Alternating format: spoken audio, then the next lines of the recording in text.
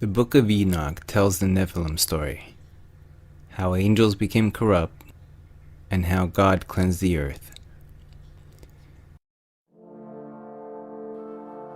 Corrupted angels. The Nephilim.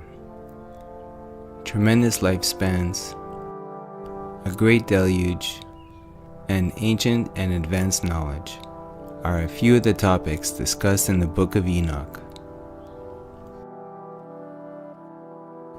An ancient manuscript comprising various tales narrated by Enoch, an attested biblical figure and grandfather of Noah, who is in direct contact with the divine creator.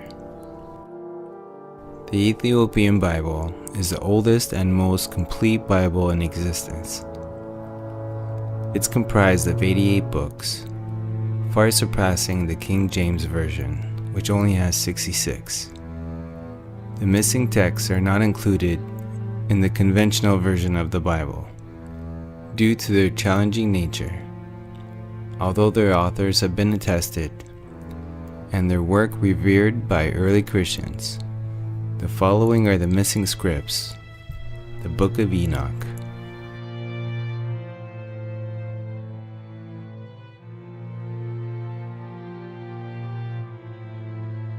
The Book of Enoch, Esdras, Baruch, Maccabee, and various others that never made it to the current version of the Bible.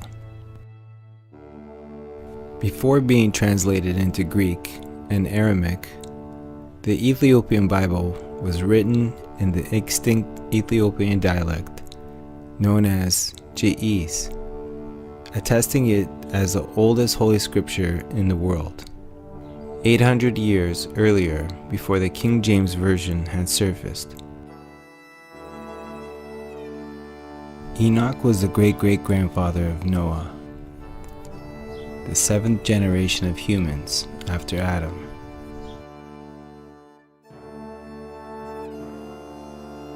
Because of his rightfulness, he was chosen by God to do his bidding and deliver his words, particularly after the earth became corrupt due to the irresponsible deeds of a superior order of angels with striking human appearance, also referred to as the Watchers.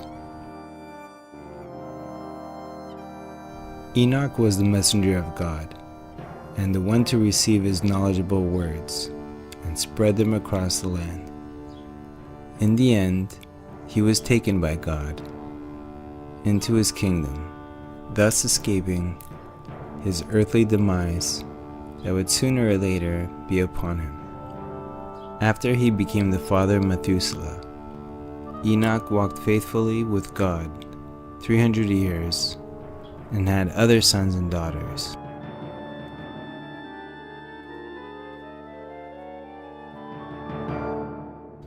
Although Enoch lived a total of 365 years, Enoch walked faithfully with God. Then he was no more, because God took him away. By faith, Enoch was taken from this life, so he did not have to experience death. He cannot be found, because God had taken him away. For before he was taken, he was commended as the one who pleased God. Hebrews 11-5.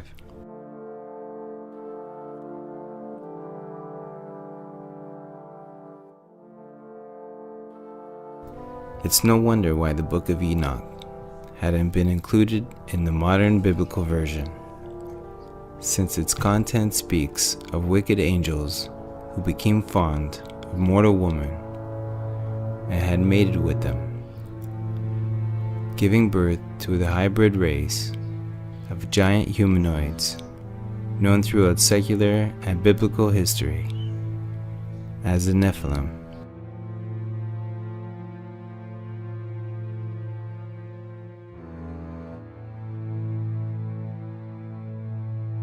And it came to pass, when the children of men had multiplied that in those days were born unto them beautiful and comely daughters. And the angels, the children of heaven, saw and lusted after them, and said to one another, Come, let us choose wives amongst the children of men, and beget us children.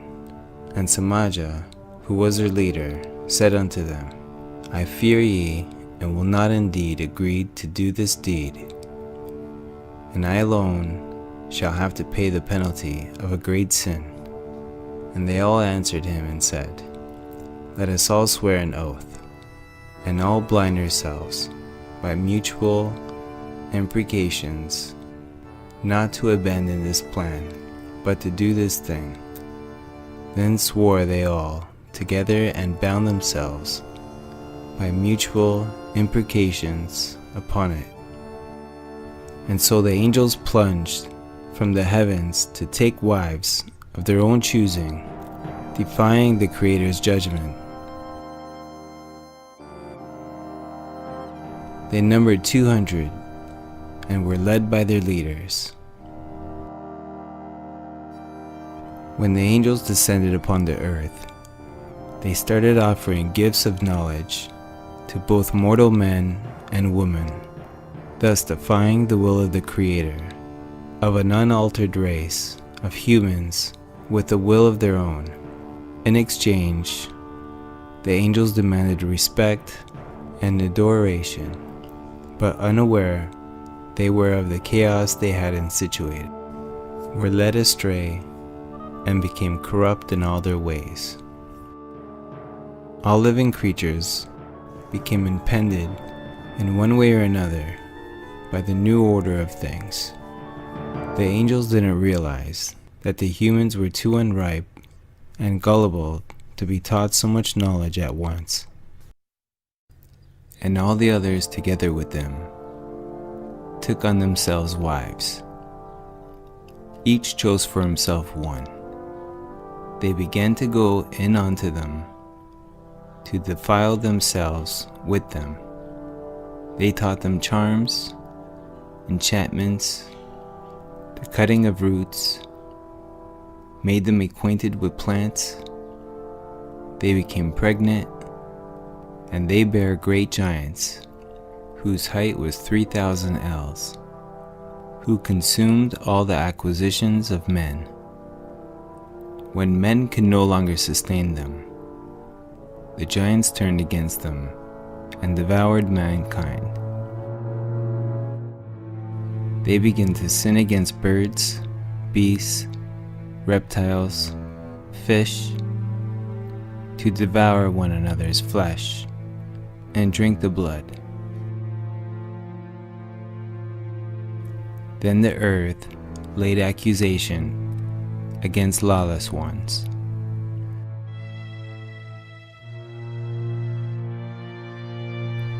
The conception of the Nephilim was the first ordeal humans had to face. Intervening into the natural order of things had infuriated the Creator. So the Watchers and all that had been corrupted were about to taste retribution and destroy all the spirits of the reprobate and the children of the Watchers, because they have wronged mankind. Destroy all wrong from the face of the earth, and let evil work come to an end, and let the plant of righteousness and truth appears, and shall prove a blessing. The works of righteousness and truth shall be planted in the truth and joy forevermore. And cleanse thou the earth from all oppression, and from all unrighteousness, and all sin, and all from all godlessness, and all the uncleanness that is wrought upon the earth, destroy from the earth. And all the children of men shall become righteous, and all nations shall offer adoration and shall praise me, and all shall worship me, And the earth shall be cleansed from all defilement, and from all sin, and from all punishment, and from all torment, and I will never again send them upon it from generation to generation forever. Although some may find it hard to believe, the great flood had been scheduled long before Noah came to be, and it was his great-great-grandfather that had spread the divine word. The cataclysm was inevitable, as prior to that moment in time, inhabitants of the earth became corrupted and could no longer live in peace.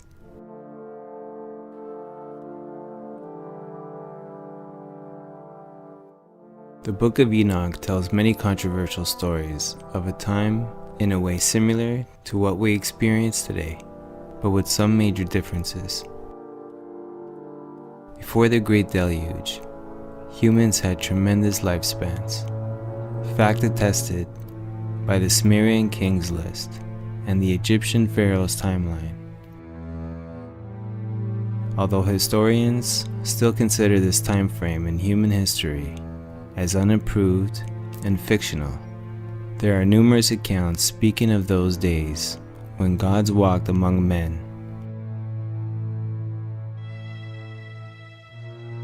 When mythological creatures were not just a figment of imagination, and 100 years of life marked the only beginning of one's journey. Today it seems that our remote history is either not allowed to surface because it would turn the instituted order to bits, or because that cycle of human history was never meant to be known. For some really intriguing reason, how much this seclusion is benefiting mankind, we can only speculate. I believe that such insight would offer us relief, and that's exactly what we need to become at peace with ourselves and the universe which we're all a part of.